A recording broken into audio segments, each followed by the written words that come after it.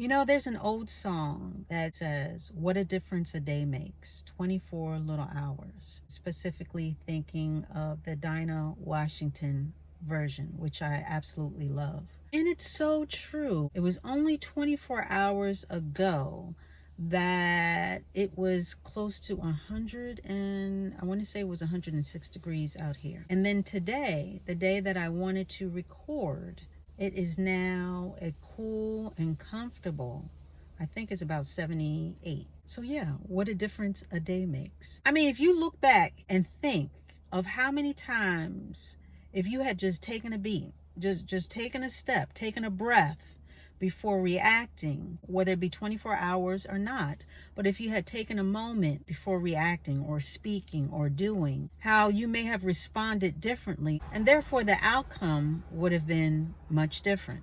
I remember when I was looking at something online, I want to say it was a dress. I had been looking at this item time and time again. In fact, I kept the little tab of the store up on my iPad so I could just easily, access it. Oh, I gotta have it. I gotta have it. I've been looking at it. I said, you know what? I'm just going to pull the trigger. I'm tired looking at it. I'm just going to buy it. And that's what I did. I pulled the trigger, put it in my virtual bag, and bought it. And do you know that about a day or two later, that item went on sale? Yes, ma'am, it went on sale. And if I had just waited a day, or two, or whatever it was, then I could have gotten the item for a little bit cheaper. So, lesson learned, just to be patient. A lot of us are so quick to react and rush to judgment that we miss out on what God has for us. Besides a little dress, but in other facets of our life, we do not exercise patience. A lot of us, we grow faint and we grow anxious because we've been waiting for so long, or because we've been waiting, period, that we do not trust the process. We do not trust what God has for us. I know I'm in the midst of something right now. I told you guys that I'm looking to change some things, including where my location, where I am right now physically. I'm telling on myself right now because I've been a little impatient. I've been frustrated. I've sort of been aggravated, with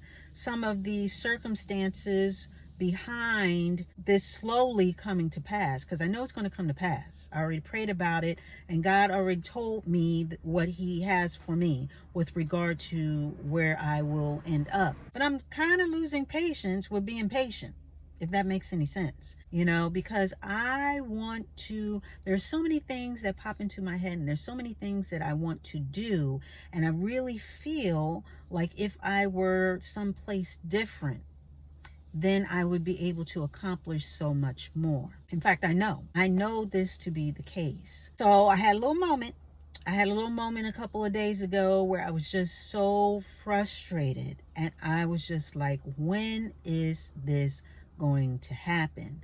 When is this going to come to pass? I need to be in a different place so I can be in a different space, thought-wise and mentally. I can see the finish line, and to see it and not be there yet, it can be frustrating. I know a lot of you guys can relate. And we talked a little bit about this before, as far as trusting in God and not taking the wheel from him, because he needs to take the wheel, because we can have plans in our hearts, but God will guide our steps if we allow him to do that. And that's what we want to happen. So with that being said, I had a moment, I prayed myself out of it, and I took a breath.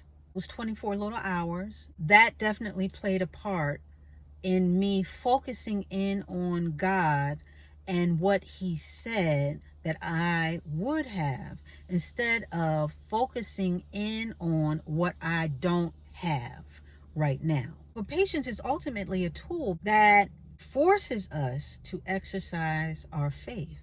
And we know not to grow weary in our faith. Exercising patience is also under the auspices of obedience, okay? And knowing God's voice, and to not rush it, because God's timing for my life is perfect timing. And this has been shown to me time and time again, because I almost bought something last year. I thought it was for me. I prayed about it. And we're talking about paperwork was getting signed and, inspectors and things of that sort. It was really going through the motion. But God pumped the brakes on that, because there were little things. It was a house. When I tell you, it was everything that I wanted. It was a nice size. It was beautiful. It was bright, because what I want something bright. I want something, you know what I mean? The kitchen was nice. I could see myself cooking in the kitchen, literally. And when you went upstairs, the bedroom, again, a nice size, and it had nice size closets. Now, it did have carpet, and I don't want nobody else's carpet. I don't want my feet touching anybody else's carpet. But that's easily rectified. You know what I mean? Like paint and carpet, you can easily change out.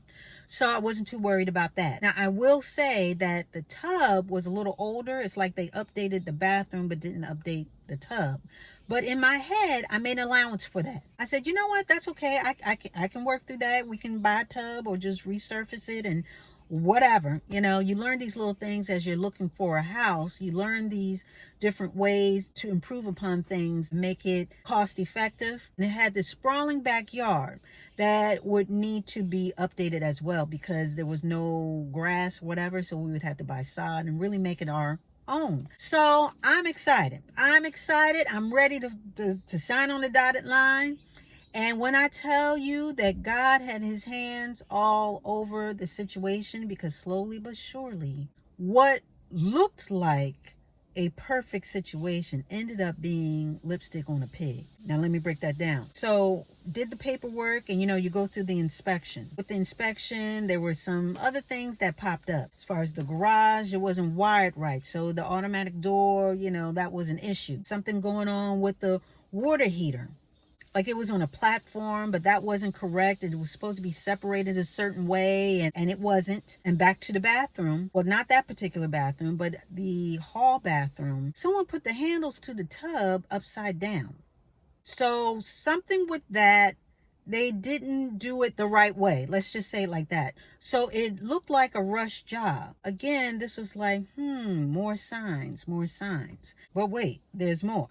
So there were issues on the outside of the house, because I believe it was wood or some type of siding, which can corrode or erode over time. So there were certain things that were amiss with that. I mean, these inspectors, they were on it. I can say they were worth every dollar. Also, there were issues with the windows. They could see remnants of moisture. Okay, so wet spots and moisture around the windows, which meant that the windows were not sealed correctly. And anytime you have any appearance of moisture or water residue, that's huge, because you don't know how far down it goes as far as within the walls, and that can lead to rot and mold and whatever else. A huge issue. So long story short, we went to the seller to see if they could be rectified, and they went down the list but didn't rectify everything, and then they wanted to do something with the price and this and that. All this to say that 24 hours, it made a big difference, because even up until I was like still hoping, I was like, okay, he's going to fix it. This is my house. This is my eyes got really big. And I really wanted that house because I wanted to get out from where I am now and get to where I wanted to be. What the seller agreed to do was basically the surface stuff, but anything with regard to the roof and the facade, the outside of the house and the windows, they weren't going to touch. And for us to do anything to it, we consulted a roofer. They said they would have to tear the whole roof out to even really get to the crux of the problem, because it's one thing to look at it, and it's another thing for you to really get underneath, and pull back, the curtain, so to speak, and see what's really behind it. To put that type of investment, or to buy a question mark, or take that big of a gamble, we weren't willing to do that.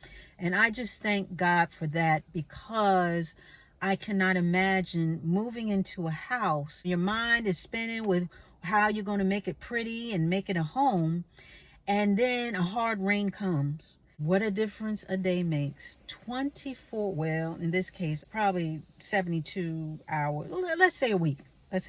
But what a difference just waiting and being patient and or even not so patient, but in the end being obedient and not jumping the gun and just signing the last dotted line and getting into a whole heap of issues. And even after that, we sort of kept our eyes on the house. It went back to being listed, and it took a while for it to sell. So there were issues with the house. So I thank God. I thank God. Patience. Exercising patience. And I tell you, every time that I have listened to God, every time that I have taken a beat, every time that I have taken a breath, every time that I have just taken a moment and prayed about it, because that's what I did, I prayed about it, God has never let me down. God has always seen me through. So I just wanted to come in here really quickly and just impart this to you guys. Like I said, we touched on patience a little bit before and with regard to other things, but I just felt like coming in here and reiterating exercising patience, and just being aware, as my BFF says, keeping your head on a swivel and being aware of your surroundings as far as what's going on. Be diligent in your decision making, and when things look good and they feel like they're going to go through and this and that, not to rush into anything and just take a moment. And even when things feel bad or you're having a hard time with something and things look like they're not going to work out, I need you to take a moment. I need you to take a breath. Psalms 30 verse 5 says that weeping may endure for a night, but joy comes in the morning. What a difference a day makes, and the difference is you. As far as your decision making, as far as how you act and how you react, 24 little hours that can change your whole perspective on things. You can make all the difference. Exercising patience can make a huge difference in your life. Can keep you from getting into something that you don't need to be getting into. And with that, we are going to put a button on it.